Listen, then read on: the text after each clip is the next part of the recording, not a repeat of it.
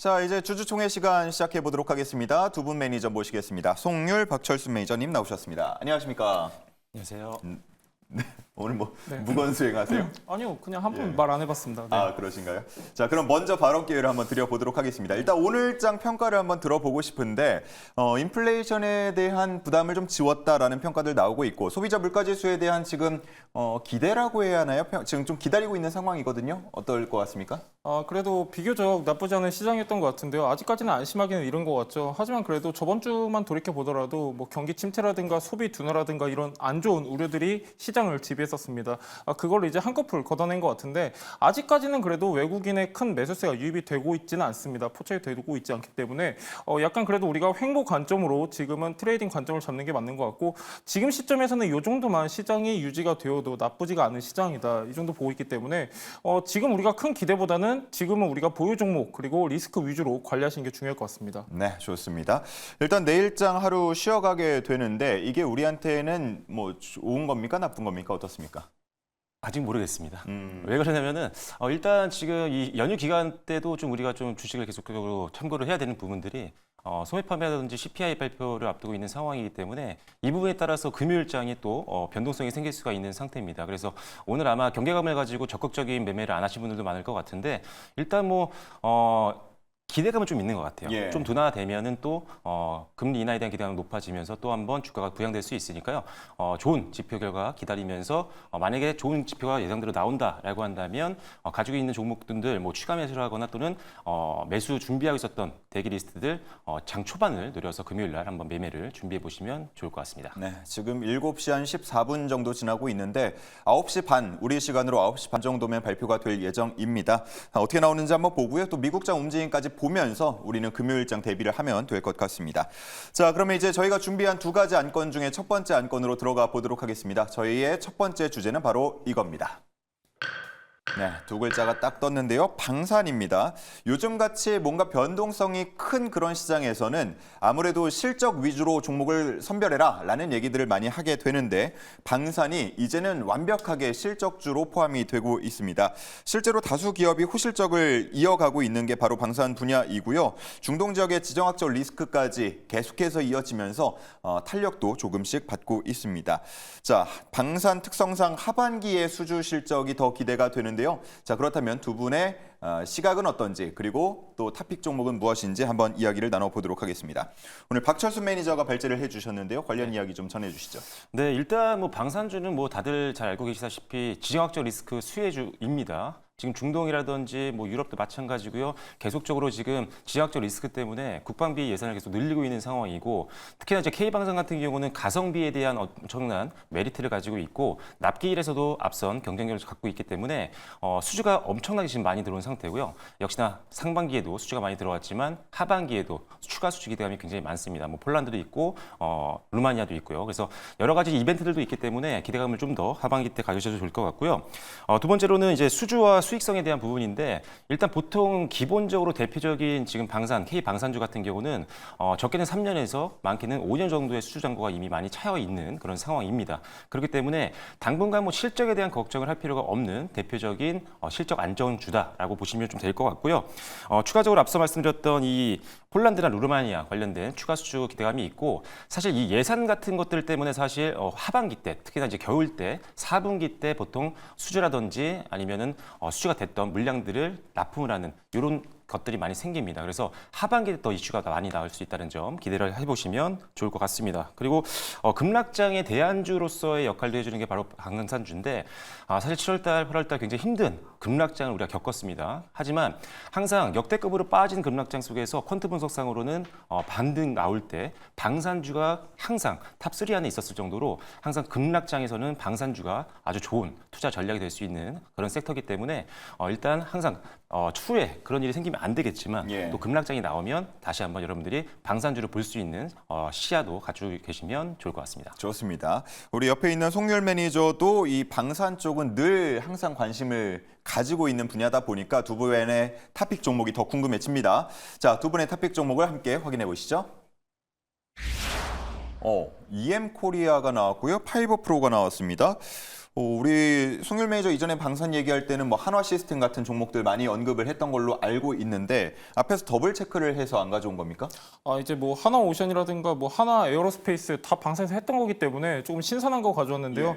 약간 코끼리들보다는 시총이 작습니다. 그렇기 때문에 약간 단기적으로도 우리가 접근해 볼 만한 투자 메리트가 있으니까 EM코리아도 여러분들이 참고하시면 좋을 것 같습니다. 네, EM코리아에 대한 매력, 투자 포인트 몇 개만 좀 알려주시죠. EM코리아 같은 경우는 지금 차트상으로 보더라도 굉장히 바닥권에 위치해 있는 것을 알 수가 있는데요. EM코리아 같은 경우는 굉장히 다양한 사업 부문을 영위하고 있습니다. 52%가량이 방산 매출에서 지금 발생이 되고 있는데 EM코리아 같은 경우는 다양한 방산 고객사들을 갖추고 있습니다. 뭐 하나도 포함이 되고요. 또 이제 얘가 가진 강점 중에 하나는 항공기 부품에 있습니다. 항공기의 랜딩 기어 쪽에 얘가 유압 쪽 지금 이제 특허를 많이 확보를 하고 있는데 EM코리아 같은 경우는 지금 실적에 비해서는 굉장히 저평가 상태입니다. 올해 같은 경우도 꽤 높은 성장세를 나타낼 것이다 이렇게 보고 있는데 EM코리아 같은 경우는 고객사가 굉장히 다변화되어 있기 때문에 전체적인 방산이 상승을 할 수 있을 때 모멘텀으로 작용할 수가 있고 EM코리아 실적 아까 말씀드렸었는데 내년부터는 영업이익이 대폭 증가할 것으로 전망되고 있기 때문에 분할 매수 관점으로 보셔도 좋을 것 같습니다. 네, 뭐 수소와 관련한 기술을 보유하고 있다 보니까 그쪽 이미지가 좀 강하긴 합니다만 앞서서 말씀해주신 것처럼 영업 52% 정도가 방산 쪽에서 나오고 있다라는 점 투자 포인트로 짚어봤고요. 자, 다음은 파이버 프로입니다. 네, 파이버 프로도 예전에 한번 소개를 드렸던 종목인데 이들이 하고 있는 사업 분야에서는 독보적인 기술력을 갖고 있는 회사라는 점을 먼저 말씀을 드리도록 하겠습니다.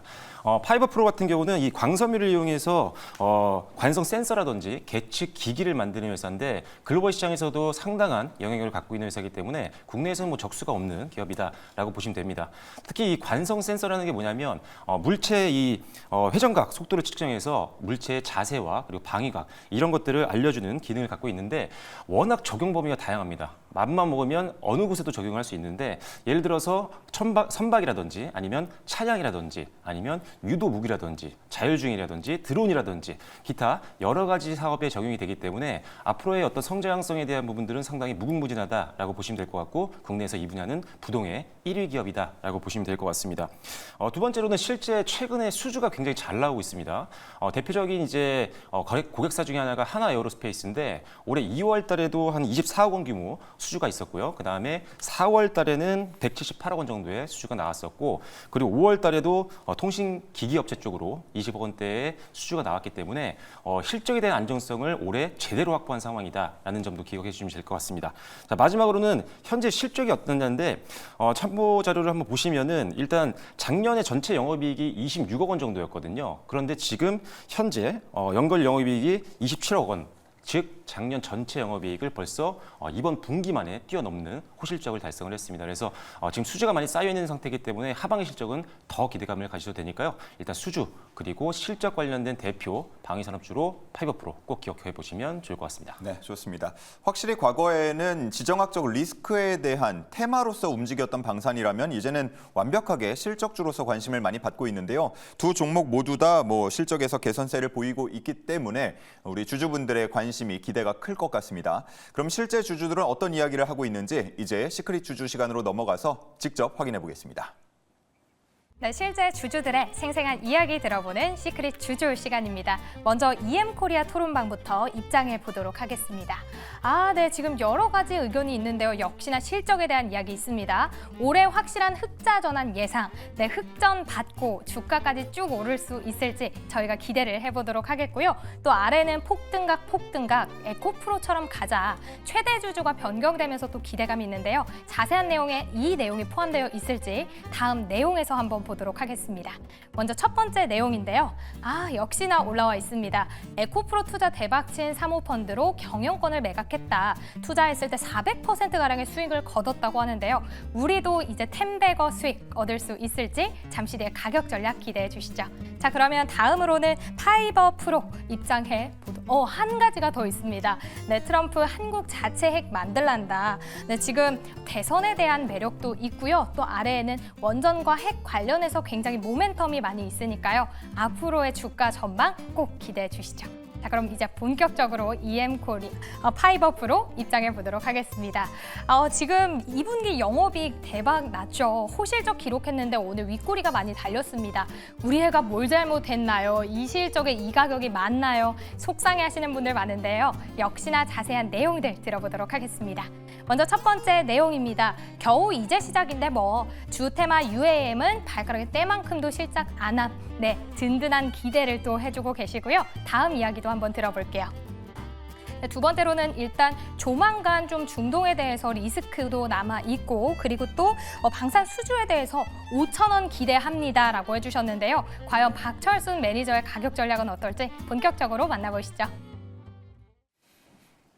네, 이렇게 주주들의 이야기를 듣고 왔습니다. 일단 EM코리아와 관련해서는 저는 이게 눈에 띄었어요. 왜 방산주인데 가만히 있냐? 라는 의견이 있었거든요. 최근에 방산이 주목을 받은 게 한두 번이 아닙니다. 그럴 때마다 이제 뭐 주가가 우상향하는 그런 종목들도 많은데 EM코리아에 특별히 또 집중한 이유 그리고 이렇게 기대를 갖고 있는 주주들에게 하고 싶은 이야기 한번 듣고 싶습니다. 시간이 필요합니다. 네, 이렇게 얘기하면은 언제가 그 시간이야 이러실 텐데 지금 이제 주로 최근에 좀 상승한 모멘텀 중에 하나는 22년도 폴란드양 대규모 수주 때문이었습니다. 그로 인해서 이제 주로 방산 기업들이 이제 막 매출에 반영되는 시기다라고 말씀드렸었는데요. 이게 밸류 체인이 어느 정도 전반적으로 확대가 되려면은 그 실적이 전반적으로 확대가 돼야 됩니다. 그렇기 때문에 올해 하반기부터는 어느 정도 실적이 확대될 것이다 이렇게 보고 있고요. EM코리아 같은 경우는 많은 분들이 아시다시피 수소 관련주로도 모멘텀이 있습니다. 그러다 보니까 약간 어떤 색깔이 명확하지 않아서 그렇기 때문에 방산 모멘텀이 아직까지는 덜 반영된 부분도 있습니다. 그렇지만은 하반기에는 방산 모멘텀이 추가적으로 반영될 가능성이 높기 때문에 지금부터는 방산 쪽에 기대를 보셔도 좋을 것 같고요. 실적도 하반기에는 많이 기대감이 있으니까요. 지금부터는 기대하셔도 좋을 것 같습니다. 네, 늘 이렇게 저점에 있는 좀 누워 있는 흔히 말해서 그런 종목들을 잘 발굴해서 높은 수익률을 내는 게 송률 매니저의 또 투자 비법이니까 한번 기대를 해보도록 하겠습니다. 자, 다음은 파이버프로 쪽으로 가봐서 실적 잘 나오는데 이 가격 맞냐 뭐 이런 의견들 있었거든요. 네, 일단 조정 나온 이후에 시장이 반등하면서 상당히 강력하게 또 치고 올라오는 종목이긴 한데 오늘 실적이 잘 나왔거든요. 앞서 말씀드린 것처럼 작년 전체 영업이익을 2분기 한 번만에 돌파를 해버렸습니다. 그런데 오늘 윗골이 좀 많이 달고 음봉으로 마무리는 됐지만 그래도 뭐 전일 종가 대비했을 때는 7% 이상 상승해서 마무리가 됐죠. 일단 단기적으로 실적에 대한 어떤 이벤트 드리븐 전략을 했던 수급 같은 경우는 오늘 또 던질 수도 있는 부분들이 분명히 있거든요. 하지만 오늘 길게 윗골이 달면서 어느 정도 단기 투자성 매물들은 소화가 좀 됐기 때문에 조금 더 수월하게 또 올라갈 수 있는 가능성도 있다라고 보시면 될 것 같습니다. 그리고 또 한번 이제 이벤트들이 많이 있어요. 또 국제 방위산업 전시회가 또 9월 달에 또 있는데 이 회사가 굉장히 많은 회사들과 거래를 하고 있습니다. 뭐 하나에어로스페이스, LIG, 넥스원, 삼성전자, KT 등등 구글도 있거든요. 그만큼 어마어마한 방산 기업들과 계속적으로 교류를 하고 있고 협력 관계에 있기 때문에 그들이 만약에 수주를 딴다. 그럼 파이버프로도 자연스럽게 낙수 효과를 볼 수 있다고 생각을 하시면 될 것 같습니다. 그래서 수주 좋고 실적 좋고 아직 주가 조금밖에 오르지 않았습니다.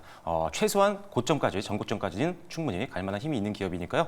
파이버프로 기억해 주시면 좋을 것 같습니다. 네, 자 이렇게 우려보다는 기대가 더 큰 두 종목의 이야기를 한번 나눠봤는데 그러면 가격 전략도 중요하겠죠. EM코리아 목표가 손절가 어느 정도로 잡고 있습니까? 예, EM코리아 같은 경우는 오늘 종가가 2,325원에 마감을 했습니다. 지금 전고점 같은 경우는 3,920원 나타내고 있는데 아직까지도 추가 성장 모멘텀이 굉장히 많다라고 아까 말씀드렸었고 일단 목표가는 1차 목표가죠. 2,700원 보도록 하겠고요. 손절가는 제가 앞서서 여러분들한테 중요한 지점이 있다고 말씀드렸었는데 최근에 저점이 2,020원 나타내고 있습니다. 그렇기 때문에 일단 1차적으로는 우리가 2,000원 기본적으로 생각을 하고 공략하시면 좋을 것 같습니다. 네, 2,000원을 깨지 않는다면 일단 2,700원까지 바라보자라는 얘기입니다. 자, 다음은 파이버프로입니다. 가격 전략이요? 네, 지금 파이버프로 차트 한번 보시면 아시겠지만 일단 매물 저항을 기본적으로 목표가로 선정을 했습니다. 그래서 현재 주가 위에서 저항이 될 수 있는 부분이 4,500원 정도 선이거든요. 그래서 1차 목표가는 4,500원 정도 선으로 제시를 해드리겠고요. 뭐 상향 돌파 가능성이 충분히 있으니까요. 2차 저항은 6월달 고점 부분입니다. 그래서 한 5,000원까지도 한번 2차 목표가로 보고 대응하시면 좋을 것 같습니다. 손절 라인은 지난 올해 저점 구간을 선정을 했는데 일단 3,300원 정도 선 까지는 충분히 지켜줄 수 있는 구간이라고 생각이 되니까요. 3,300원을 손절가로 보시면 되겠습니다. 네, 목표가를 1차, 2차 나눠서 제시를 해줬습니다. 하단에 나가고 있는 5,000원은 2차 목표가고요. 1차 목표가 4,500원 이 점도 참고를 해주시면 되겠습니다.